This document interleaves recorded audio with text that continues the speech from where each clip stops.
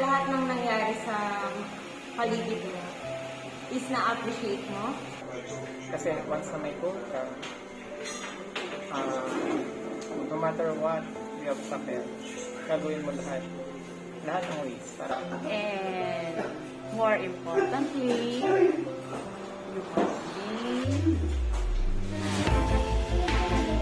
must be concentrated. Ito yung isang dito o yung pag-grow natin as a person. Kasi parang dahil doon, hindi ako nagiging masaya, hindi ako nakakapag-focus sa dapat ko mga gawin. Then, nagsiset ako ng study goals, saka maglilimit ako ng focus ko para hindi na magulo yung utak pa. Lalo na kapag alam mo yung mali mo. Kasi diba, nature ng tao, hindi niya matatanggap yung pagkakamali niya. Nature ng tao na hindi accept na siya yung sarili ko sa ibang tao, sa pakikipag-community. Pray.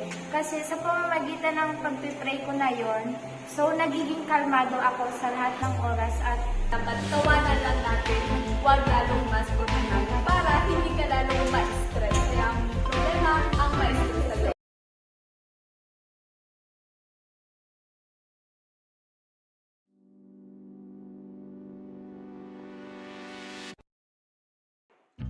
Alright, so hello class. So first, I want to welcome you in our personal development. So first, we have to define what personal development is. So ano nga ba itong tinatawag natin personal development? When we say personal development, it is a lifelong learning process where we assess ourselves as an individual kung paano tayo nag-grow, paano tayo nag-mature as a person. So saan natin nakikita ito? We can see it physically, we can see it mentally, and also emotionally. So personal development will help you see yourselves on what you want to become in the future. Okay, now let's first differentiate growth and development. So ano nga ba pinagkaiba ng growth at development? So ito lang tandaan mo. Pag sinabi nating growth, quantitative. Pag sinabi nating development, qualitative. So ano nga ba yung quantitative? Pag sinabi mong growth, quantitative, it means measurable o nasusukat. Ano ba yung mga nasusukat?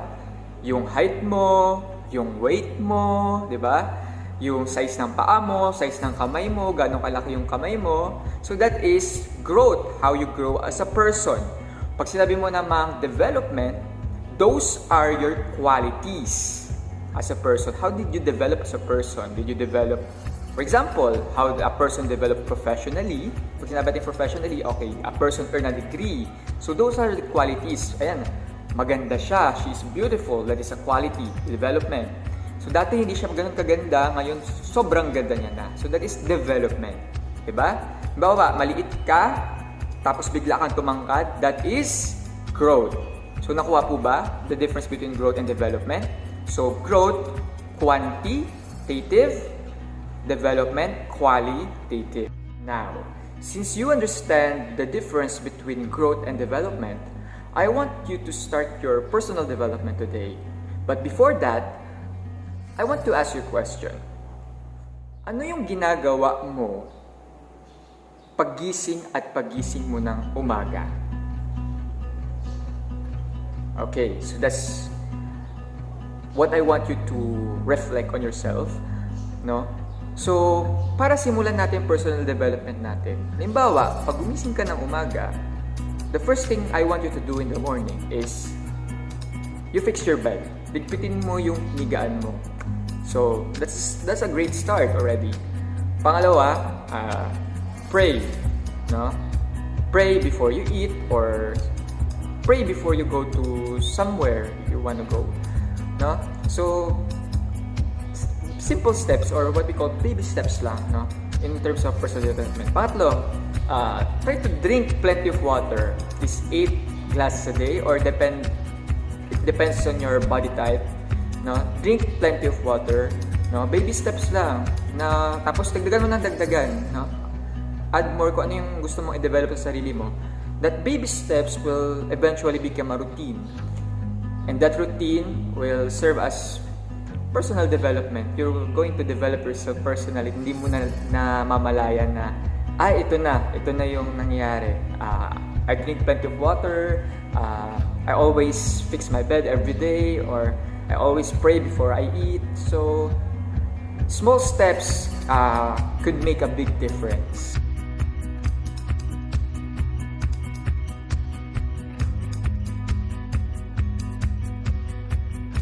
Alright, so today we are with Ma'am Clarice Margate as we discuss about the stages of adolescence. So Ma'am Clarice, what are the stages of adolescence?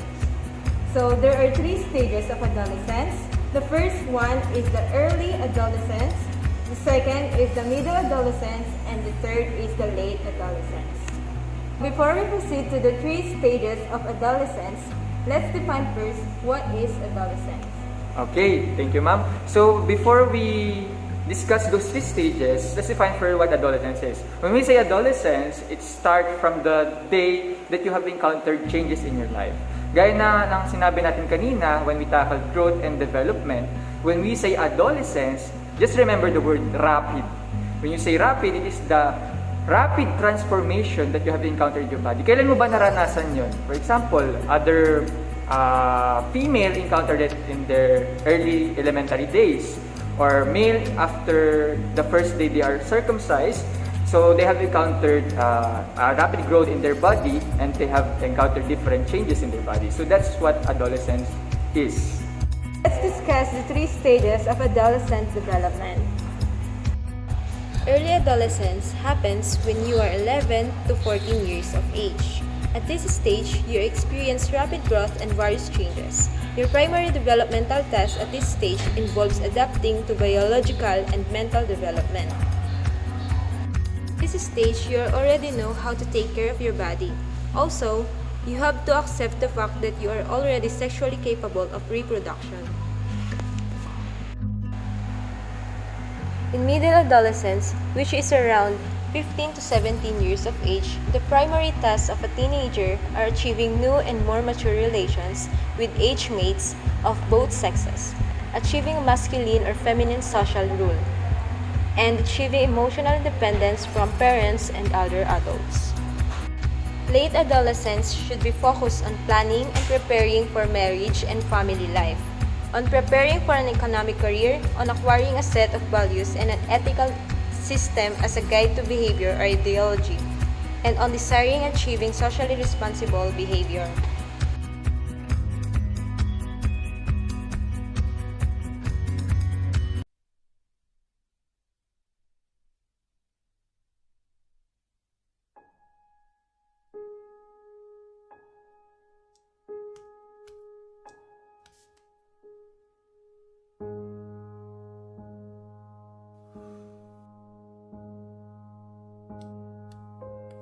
I like being you, said the reflection in the mirror.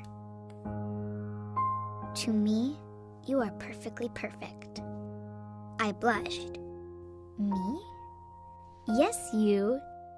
And by the way, you have wonderful eyes. I blinked, astonished.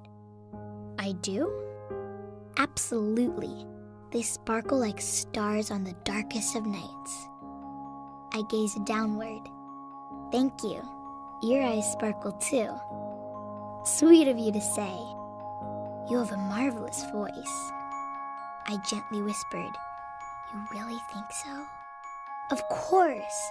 You sound as joyous as a songbird, whistling in the trees. And you have a magnificent smile. I sheepishly grinned. Well, Mama always says, start every day with a smile. I agree. Your smile is as bright and cheerful as the sun in the sky, and you are quite smart.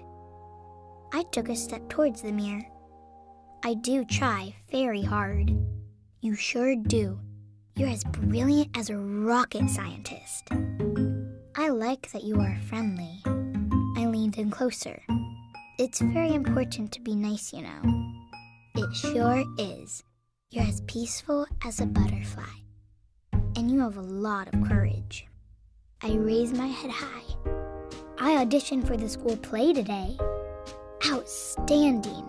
You're as brave as a lion. You're a fantastic dancer. I spread my arms wide. Watch how fast I can twirl. Around and around I went. Amazing. You're as graceful as a dolphin gliding through the sea.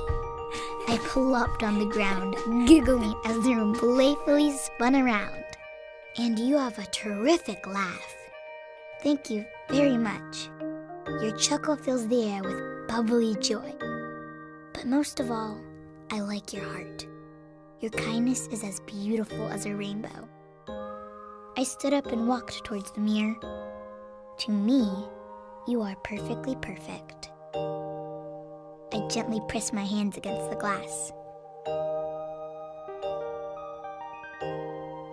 I like being you. We smiled in unison. I like being you too. I want to be you forever.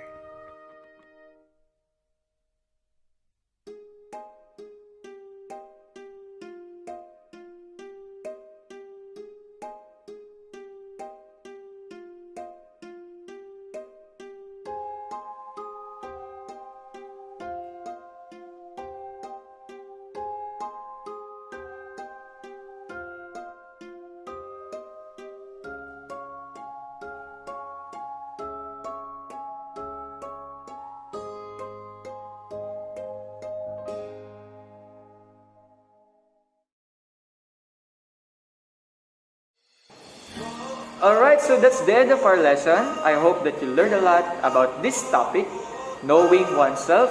So again, this is Sir Daryl. I want to end you a quote that knowing yourself is the beginning of all wisdom. That's what Aristotle said. See you next week.